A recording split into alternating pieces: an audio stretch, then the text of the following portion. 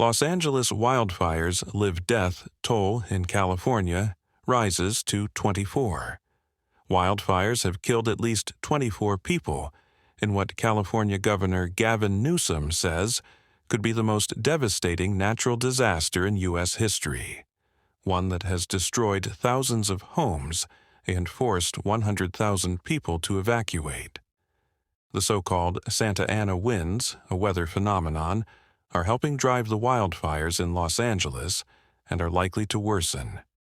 U.S. President-elect Donald Trump has sharpened his criticism of California's handling of the wildfires roaring around Los Angeles, as the state's governor urged him to witness the damage in person.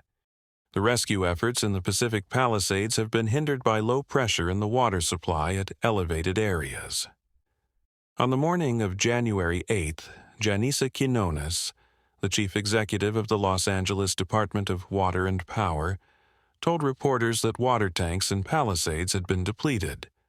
Los Angeles receives its water supply from 114 tanks in total, all of which were fully filled before the fires. However, the 3 water tanks in the elevated Palisades were unable to be refilled due to high demand.